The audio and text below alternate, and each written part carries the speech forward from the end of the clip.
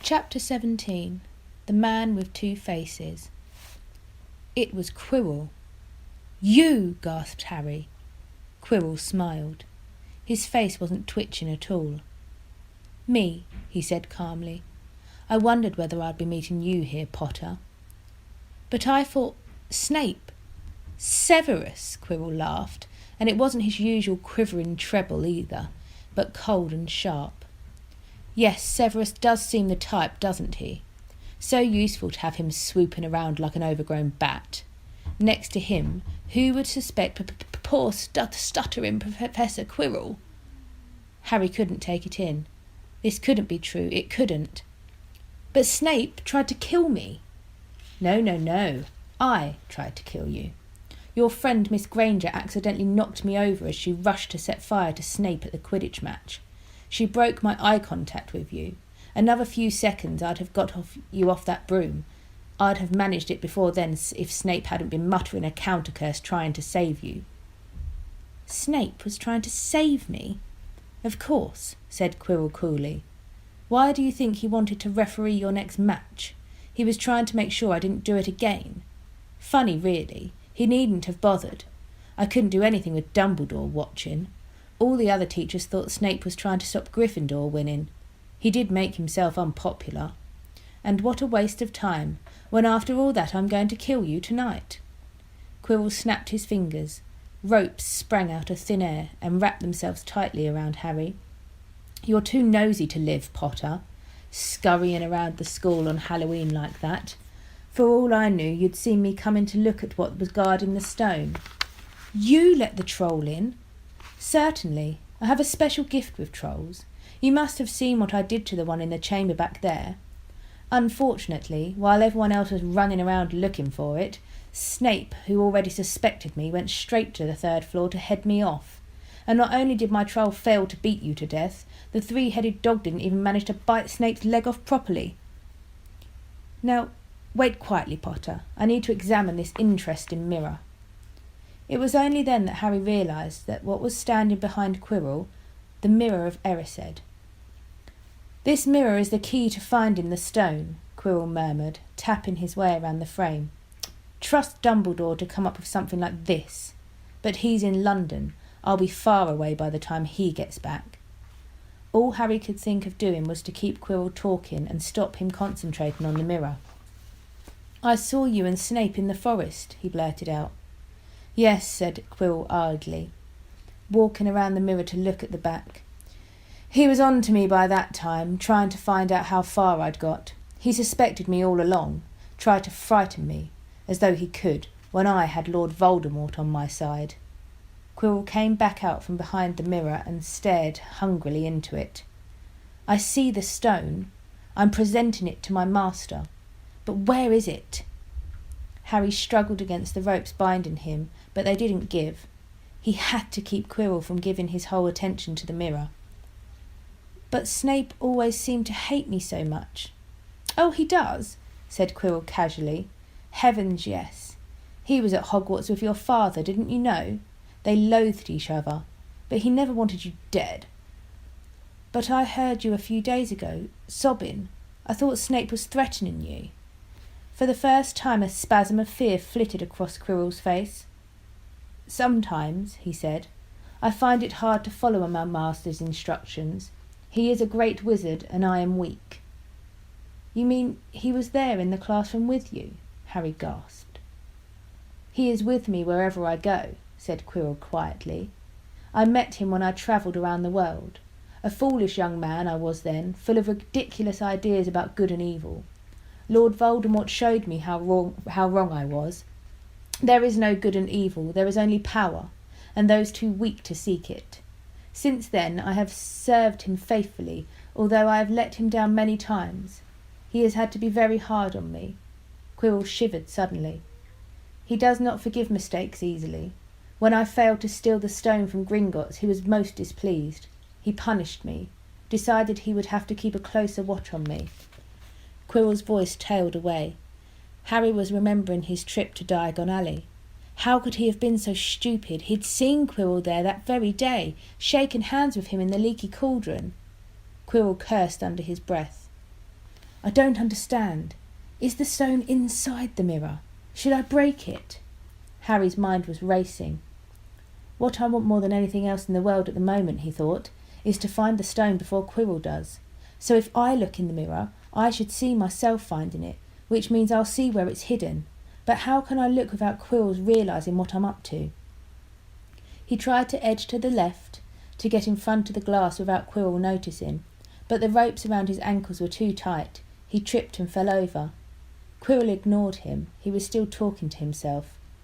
What does this mirror do? How does it work? Help me, master. And to Harry's horror, a voice answered, and the voice seemed to come from Quirrell himself. Use the boy. Use the boy. Quirrell rounded on Harry. Yes, Potter, come here. He clapped his hands once and the ropes binding Harry fell off. Harry got slowly to his feet.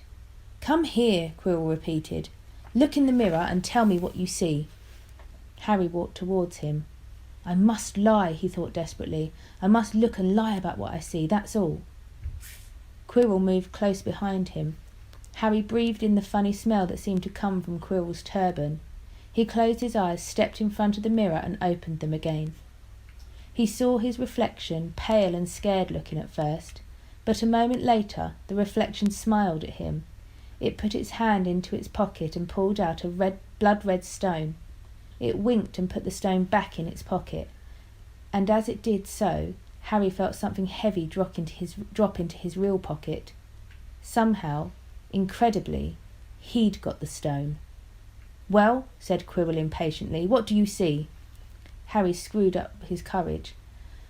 I see myself shaking hands with Dumbledore, he invented. I've won the house cup for Gryffindor. Quirrell cursed again. Get out of the way, he said. As Harry moved aside, he felt the Philosopher's Stone against his leg. Dare he make a break for it? But he hadn't walked 5 paces before a high voice spoke, though Quirrell's lips wasn't moving. He lies! He lies! Potter, come back here, Quirrell shouted. Tell me the truth. What did you see? The high voice spoke again. Let me speak to him, face to face. Master, you are not strong enough. I have strength enough for this. Harry felt as if Devil's Snare was rooting him to the spot. He couldn't move a muscle. Petrified, he watched as Quirrell reached up and began to unwrap his turban. What was going on? The turban fell away. Quirrell's head looked strangely small without it. Then he turned slowly on the spot. Harry would have screamed, but he couldn't make a sound. Where there should have been a back to Quirrell's head, there was a face, the most terrible face Harry had ever seen. It was chalk white with glaring red eyes and slits for nostrils like a snake. Harry Potter, it whispered. Harry tried to take a step backwards, but his legs wouldn't move. See what I have become, the face said. Mere shadow and vapour. I have form only when I can share another's body. But there have always been those willing to let me into their hearts and minds. Unicorn blood has strengthened me these past weeks. You saw faithful Quirrell drinking it for me in the forest. And once I have the elixir of life, I will be able to create a body of my own. Now, why don't you give me that stone in your pocket? So he knew. The feeling suddenly surged back into Harry's legs. He stumbled backwards. Don't be a fool, snarled the face. Better save your own life and join me, or you'll meet the same end as your parents. They died begging for mercy. Liar! Harry shouted suddenly. Quirrell was walking backwards at him, so that Voldemort could still see him. The evil face was now smiling. How touching, it hissed. I always value bravery. Yes, boy, your parents were brave. I killed your father first, and he put up a courageous fight. But your mother needn't have died. She was trying to protect you. Now give me the stone, unless you want her to have died in vain. Never! Harry sprang towards the flame door, but Voldemort screamed, Seize him! And, next second, Harry felt Quirrell's hand close on his wrist. At once, a needle-sharp pain seared across Harry's scar. His head felt as though it was about to split in two. He yelled, struggling with all his might, and to his surprise, Quirrell let go of him. The pain in his head lessened. He looked around wildly to see where Quirrell had gone, and saw him hunched in pain, looking at his fingers. They were blistering before his eyes. "Seize him! Seize him!" shrieked Voldemort again, and Quirrell lunged, knocking Harry clean off his feet, landing on top of him, both hands around Harry's neck. Harry's scar was almost blinding him with pain, yet he could see Quirrell howling in agony. "Master, I cannot hold him! My hands! My hands!" And Quirrell, though pinning Harry to the ground with his knees, let go of his neck and stared, bewildered, at his own palms. Harry could see they looked burnt, red raw and shiny. "Then kill him, fool, and be done!" screeched Voldemort. Quirrell raised his hand to perform a deadly curse, but Harry by instinct reached up and grabbed Quirrell's face. "Ah!" Quirrell rolled off him, his face blistering too, and then Harry knew. Quirrell couldn't touch his bare skin, not without suffering terrible pain. His only chance was to keep hold of Quirrell, keep him in enough pain to stop him doing a curse.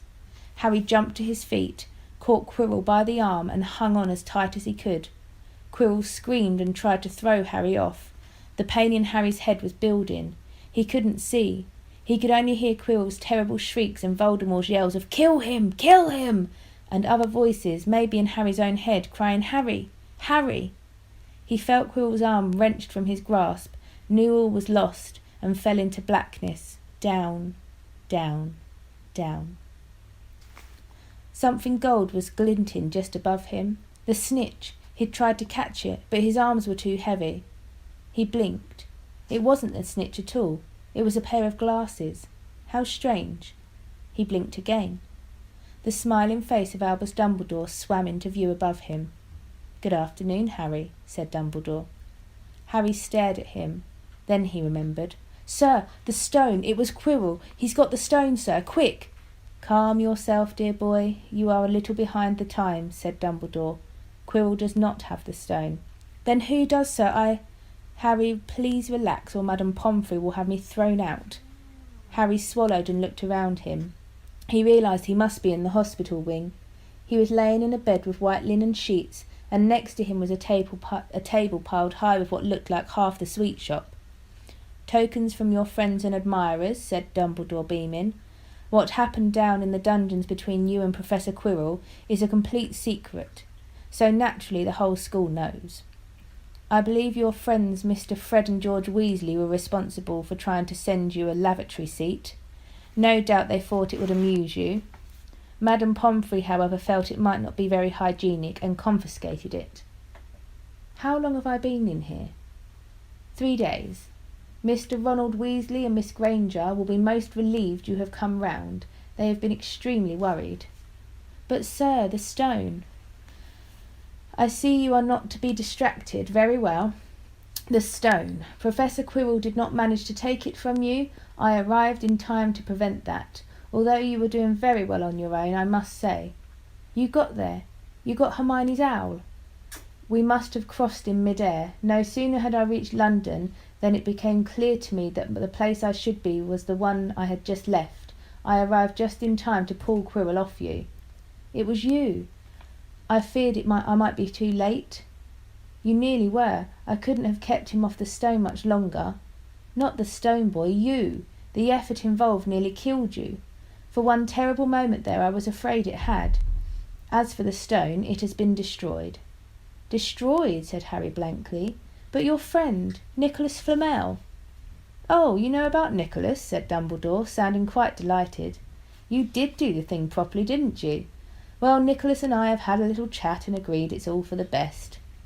"But that means he and his wife will die, won't they?" "They have enough elixirs stored to set their affairs in order, and then, yes, they will die." Dumbledore smiled at the look of amazement on Harry's face.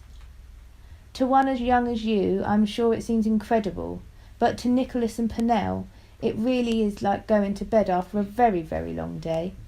After all, to the well-organised mind, death is but the next great adventure. You know, the stone was really not such a wonderful thing. As much money and life as you could want. The two things most human beings would choose above all. The trouble is, humans do have a knack of choosing precisely those things which are worst for them." Harry lay there lost for words. Dumbledore hummed a little tune and smiled at the ceiling. "Sir," said Harry, "I've been thinking, sir, Even if the stone's gone, you know who. Call him Voldemort, Harry. Always use the proper name for things. Fear of a name increases fear of the thing itself. Yes, sir. Well, Voldemort's going to try other ways of coming back, isn't he? He hasn't gone, has he? No, Harry, he has not. He is still out there somewhere, perhaps looking for another body to share. Not being truly alive, he cannot be killed. He left Quirrell to die. He shows just as little mercy to his followers as his enemies. Nevertheless, while you may have only delayed his return to power, it will merely take someone else who is prepared to fight what seems a losing battle next time, and if he is delayed again and again, why, he may never return to power. Harry nodded, but stopped quickly, because it made his head hurt. Then he said, Sir, there are some other things I'd like to know, if you can tell me. Things I want to know the truth about. The truth? Dumbledore sighed. It is a beautiful and terrible thing, and should therefore be treated with great caution. However, I shall answer your questions unless I have very good reason not to, in which case I beg you'll forgive me. I shall not, of course, lie. Well, Voldemort said that he only killed my mother because she tried to stop him killing me. But why would he want to kill me in the first place? Dumbledore sighed very deeply at this. Alas, the first thing you ask me I cannot tell you. Not today, not now. You will know one day. Put it from your mind for now, Harry. When you are older, I know you hate to hear this, when you are ready you will know. And Harry knew it would be no good to argue. But why couldn't Quirrell touch me?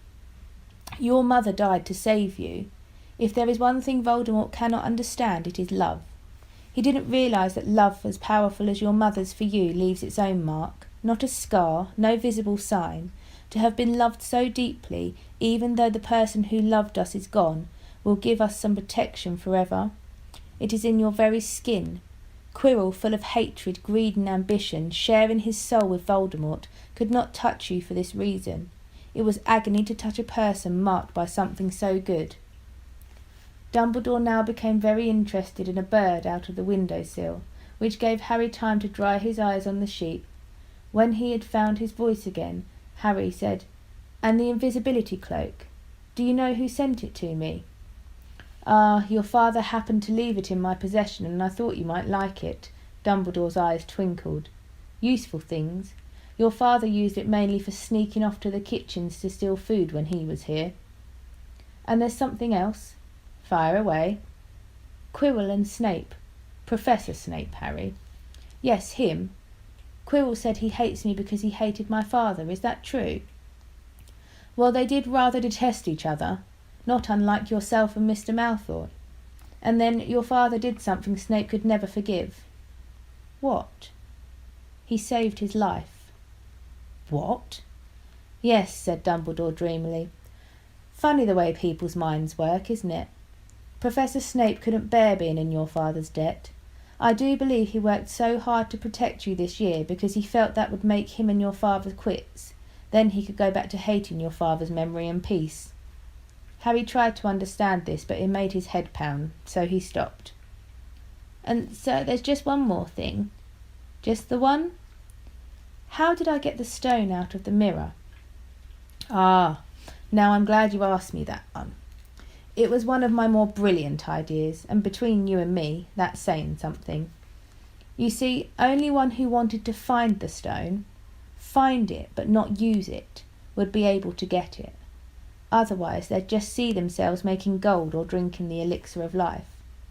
My brain surprises even me sometimes. Now, enough questions. I suggest you make a start on these sweets. Ah, Bertie Bott's every flavour beans. I was unfortunate enough in my youth to come across a vomit-flavoured one, and since then I'm afraid I've rather lost my liking for them. But I think I'll be safe with a nice toffee, don't you? He smiled and popped the golden brown bean into his mouth. Then he choked and said, Ugh, alas, earwax. Madame Pomfrey the matron was a nice woman, but very strict. Just 5 minutes, Harry pleaded. Absolutely not. You let Professor Dumbledore in?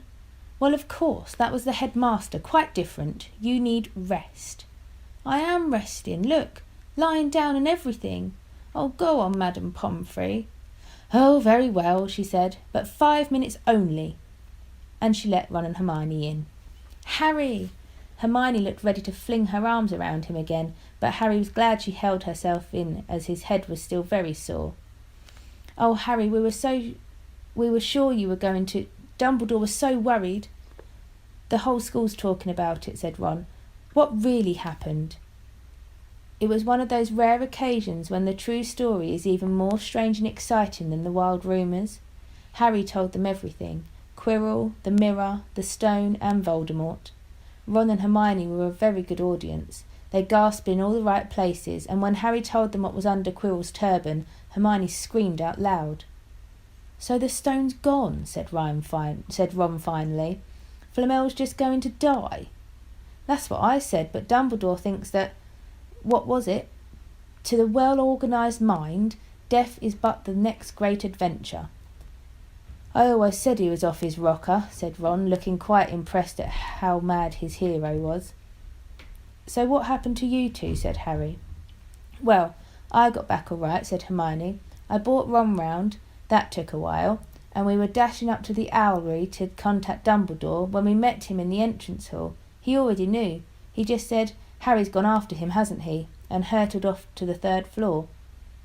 "Do you think he meant you to do it?" said Ron. "Send in your father's cloak and everything?" "Well," Hermione exploded, "if he did.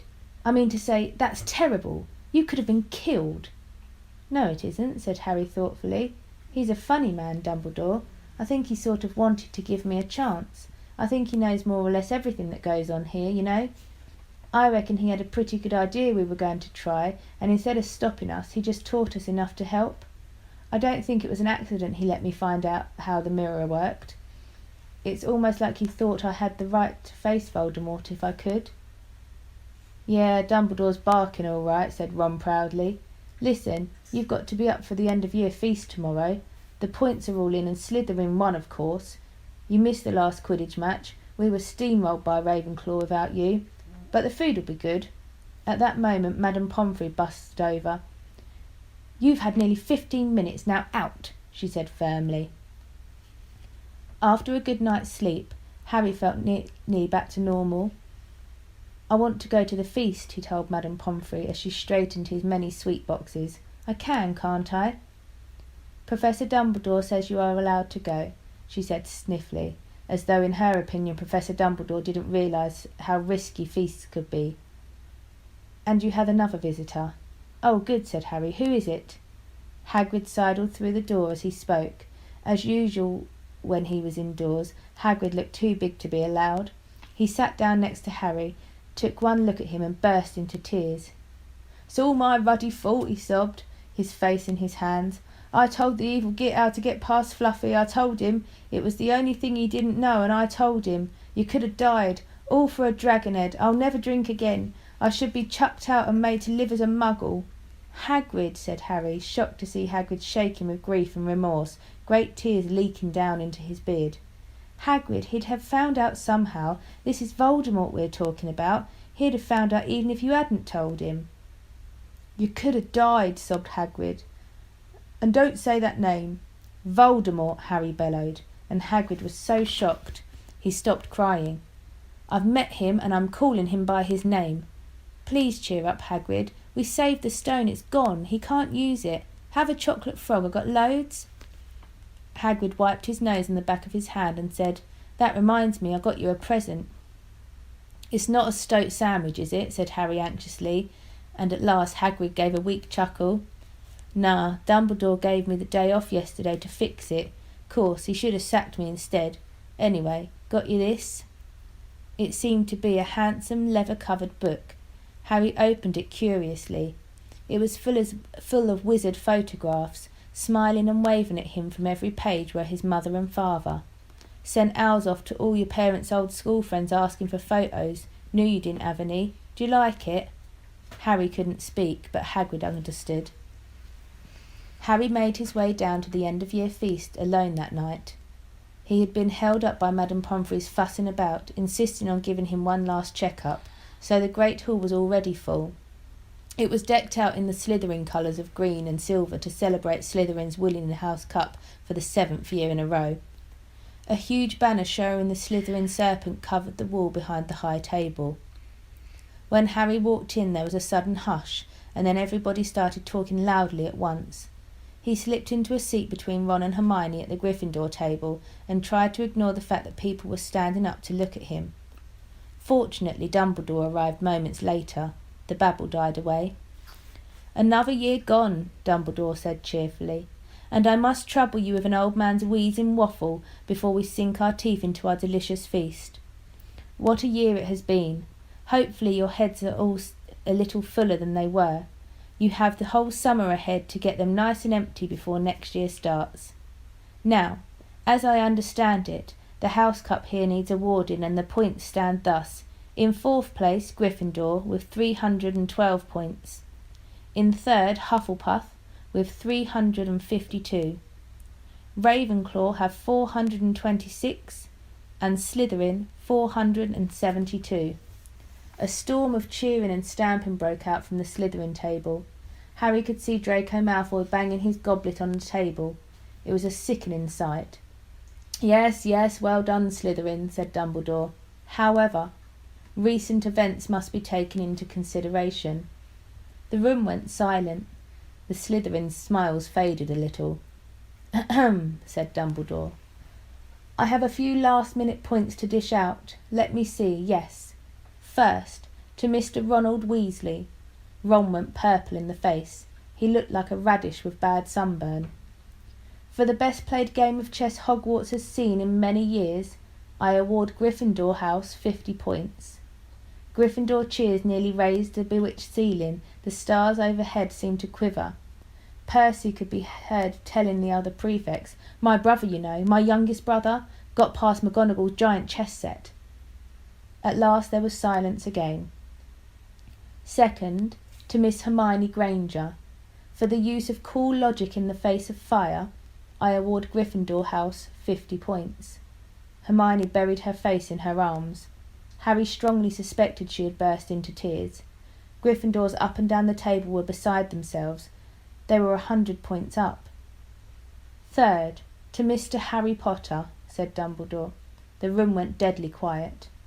"For pure nerve and outstanding courage, I award Gryffindor House 60 points." The din was deafening. Those who could add up while yelling themselves hoarse knew that Gryffindor now had 472 points, exactly the same as Slytherin.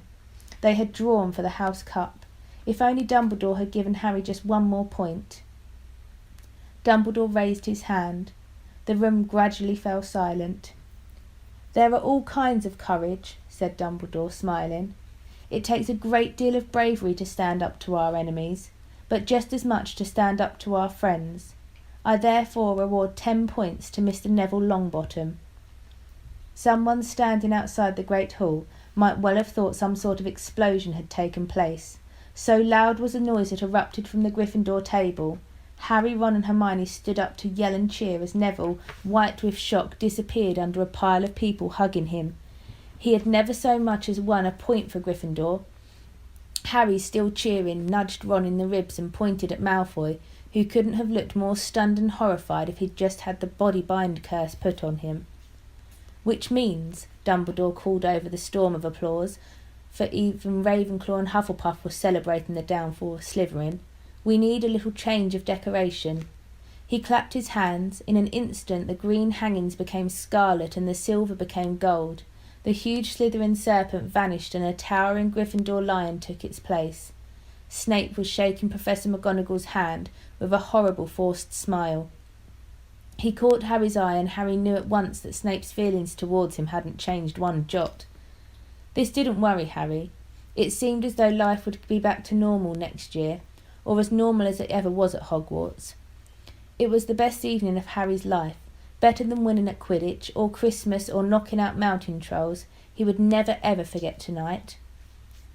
Harry had almost forgotten the exam results were still to come, but come they did. To their great surprise, both he and Ron passed with good marks. Hermione, of course, came top of the year. Even Neville scraped through, his good herbology mark making up for his abysmal potions one. They had hoped that Goyle, who was almost as stupid as he was mean, might be thrown out, but he had passed too. It was a shame, but as Ron said, you couldn't have everything in life. And suddenly their wardrobes were empty, their trunks were packed. Neville's toad was found lurking in a corner of the toilets. Notes were handed out to all students warning them not to use magic over the holidays. "I always hope they'll forget to give us these," said Fred Weasley sadly.